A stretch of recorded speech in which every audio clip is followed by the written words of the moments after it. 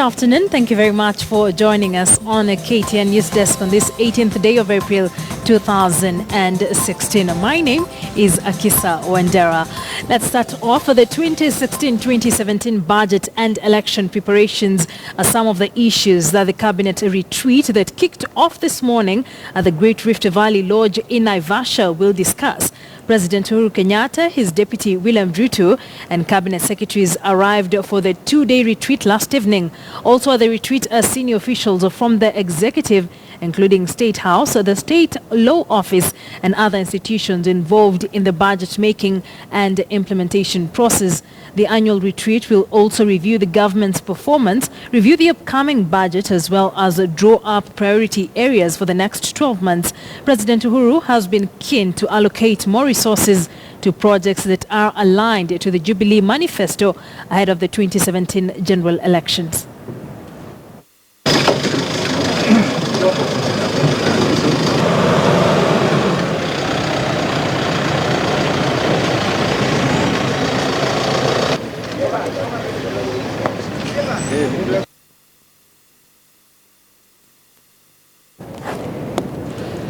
Now, two members of Parliament insist that Jubilee government need to make it clear what it meant when the President and his deputy said they will no longer engage with the ICC. Deputy Minority Leader in the National Assembly, Jakoyo Midiwa, says the government needs to make it clear how it intends to deal with victims of the post-election violence. Now it will not even happen in heaven. Hiyo tumekata. Kwa hivyo akisema it will never happen again, we hope by kesho Monday atakuwa ametuambia kama bunge ama amepigia opposition ikiongozwa na Raila, tuketini chini kama wa Kenya, kama watoto wa Mungu, tujadiliane Kenya hii after ICC tunaendelea namna gani. Lazima, kwa sababu sisi tukiwa opposition hata uchaguzi hatuwezi enda, tukiwa IBC ni kama briefcase carrier ya Uhuru na Ruto. Hii hatuwezi. Ile kitu nataka ninyi niombe ninyi wana Kenya, especially kanisa leo tukiwa hapa West Pokot, nyinyi Pokot, tuombe serikali hii, hata pia tuombe opposition watoe maneno ambayo yanaweza kujenga nchi hii, kwa sababu hao ndio wanaitwa alternative government. Lakini yule ambaye Mungu ameweka yeye pale, tuombe pia ashikilie wakati wale wanasema achunguze ni nini ambaye inafanyika. Away from politics, a family in Nakuru's Kaptembo estate is seeking justice following the mysterious murder of their last-born son. The family says they recovered the body of Shukri Hussein, which had been dumped at Oldonyo Sabuk area in Kiambu County. Hussein is reported to have left home to attend prayers at a nearby mosque, never to return. We will be bringing you that full story shortly in the course of the bulletin. But moving on, what do you do when doctors in a reputable hospital misdiagnose your illness? Two patients, one in Nairobi and another in Mandera County, have had to undergo pain and misery after being treated for an illness they are not suffering from.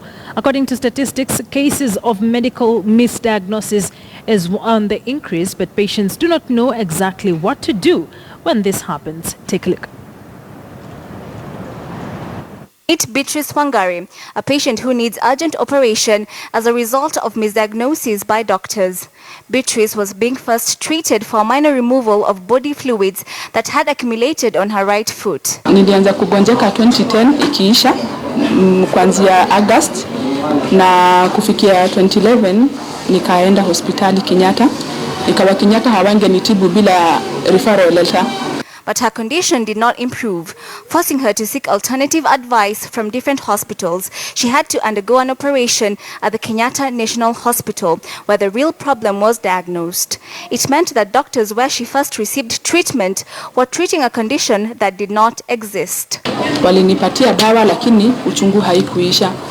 Niliendelea tu kusikia uchungu, lakini after kukaa tena, hiyo ilikuwa around mwezi wa 6, nikaenda sasa Kenyatta tena, nikawaambia nimekosa referral letter, wanitibu tu. Wakaniambia haitawezekana. Nilienda Mbagathi Mbagathi wakaniambia the same. Nilienda na ile x-ray ya St. Mary's. Daktari kuangalia akaniambia niko na maji kwa mguu. Yeye pia alinitoa hiyo maji. Alitoa maji imechanganyikana na damu ya black. According to Dr. Rose Nyongesa of Texas Cancer Center, cases of misdiagnosis by doctors are becoming common, and Bridges' condition would not have reached this magnitude had it been properly diagnosed. A tumor is an abnormal growth of cells.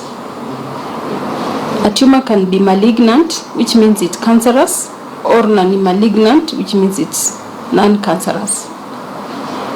If it's a cancerous tumor, it can spread to other parts of the body, while non-cancerous tumors generally tend to be localized. So in the case of a giant cell tumor of the bone, this is a non-malignant, non-cancerous growth inside the bone. And it is not Beatrice alone. Abdi Bari, a 10-year-old child from Mandera County, is receiving treatment from Amref flying doctors and NHIF personnel. Abdi has been suffering with a tumor that had previously been diagnosed as tuberculosis. The tumor, which has developed on the right side of his neck, has been the cause of pain and anguish for him and his family, who could not afford the proper medical care. Very appreciative for the service that has been offered to us on behalf of the AMREF and the NHIF as a department. And the family is financially incapable to transfer the guy to the young child to Nairobi.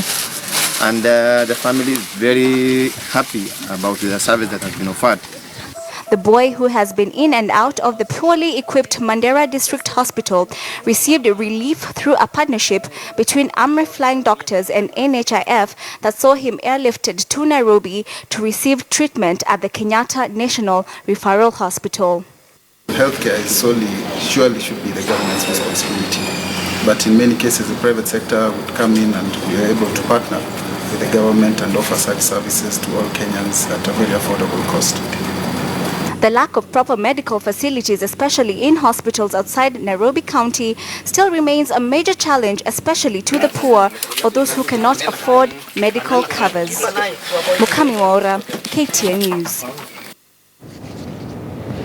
Well, that issue of medical misdiagnosis will be putting it into perspective in the second bit of this bulletin on KTN News, where we will be joined by Dr. Omar Aluga from the Kenya Medical Practitioners and Dentists Union, just to see how the union is planning to tackle issues of misdiagnosis in very reputable hospitals in the country. But back to Nakuru, a family in Nakuru's Kaptembo estate is seeking justice following the mysterious murder of their last-born son. The family says they recovered the body of Shukri Hussein, which had been dumped at Oldonyo Sabuk area in Kiambu County. Hussein is reported to have left home to attend prayers at a nearby mosque, never to return. Halima Tacho looks at Hussein Shukri's photo, one of the few memorabilia left from Shukri's belongings. Shukri, who had just completed his degree in purchasing and supplies management at Moi University Eldoret, was awaiting graduation this year. According to the mother, Shukri, who was fasting, had mentioned that he will pass by the mosque for prayers to break his fast and even asked his mother for 500 shillings. The 24-year-old never returned, and 2 days later, his mother reported the case at the Kaptembo police station and was directed to the Criminal Investigation Department. Mnaambia saa yote wewe nasunguka. Wacha mimi naenda kwa Ibrahim, ile ilikuwa anaandika baba yake, bali baba yake nakufa. Alimwambia wacha mimi naenda, utaulizia wewe, usisunguke ajili yangu wala nini, wewe hakuna kazi. Wewe kaa tu. Riziki yako Mungu naleta. Hebu mumsika wiki moja hapa. Together with other relatives and Shukri's siblings, they launched a manhunt only for them to receive a tip via Facebook of a body of a boy in a kanzu in Oldonyo Sabuk area, Kiambu County. The status of the body was shocking. He was strangled to death. The eyes were gouged. He was even the tongue was out, meaning that it was a very painful death. Then to sum it up, is that he was tied, both the hands this way and the legs were tied. Shukri ni mtu wa sala.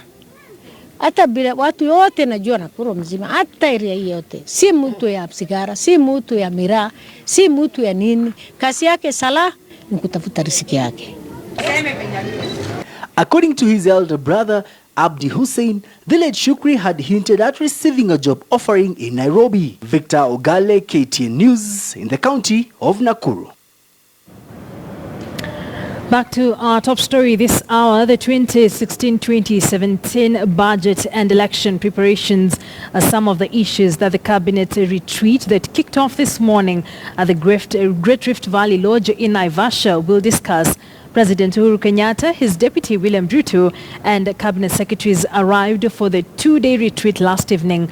Also at the retreat are senior officials from the executive, including State House, the State Law Office, and other institutions involved in budget making and the implementation process.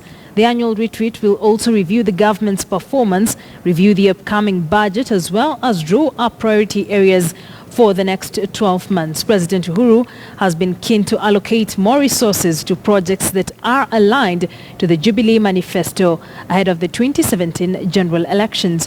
And joining us now from the Great Rift Valley Lodge in Naivasha is our reporter Victor Ogale to just give us an update on the same. Victor, thank you very much for joining us on KTN News Desk. Currently, what is going on at the Great Rift Valley Lodge? The meeting is still ongoing. I remember it started at 9 a.m. soon after the arrival of President Uhuru Kenyatta and his deputy.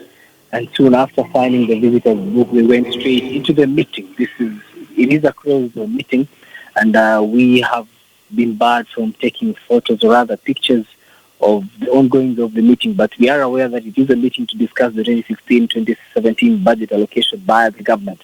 And also remember that we actually were given 10 minutes and we were told to vacate the premises and go outside the Great Rift Lodge. Now, Victor, seeing as you have been denied access, are we going to see the press given a chance, or the press being addressed later after the discussions take place? The President's press team told us that we are going to have a briefing tomorrow and that they're going to send an invite later in the day on how it is going to be done tomorrow. But they said as for today, no media will be allowed inside and no media will be allowed to talk to any of the people attending the event. If you have had any discussions with those present, could you kindly let us in on what is top of on the agenda of this particular retreat? Apart from the budget, also they are going to sit and see what they have achieved. I mean, from the last cabinet meeting, what they have achieved, where have they gone, the steps that they have taken as a government, and where they seek to be. Remembering also, this is an electioneering period, and in 14 months or so, we are going into the general election, and those are some of the things that they are going to be touching on.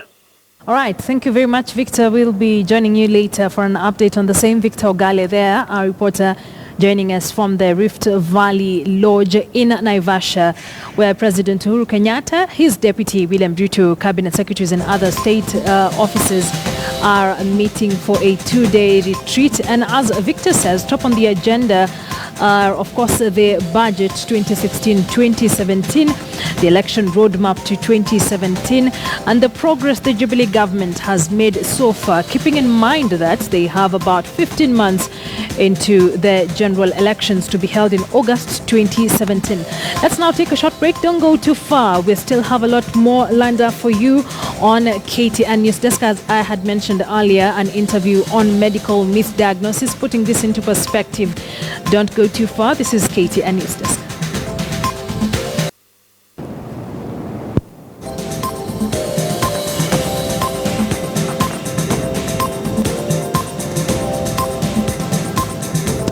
Right, welcome back. You are watching KTN News Desk. Karachi Breweries has set aside 20 million shillings towards boosting entrepreneurs from all sectors in Kenya in the second season of the Karachi Foundation Academy. The mentorship program targets entrepreneurs aged 21 to 35 years who have tax-compliant businesses of at least 3 years, making an annual turnover of 10 million shillings, and has at least 5 permanent employees.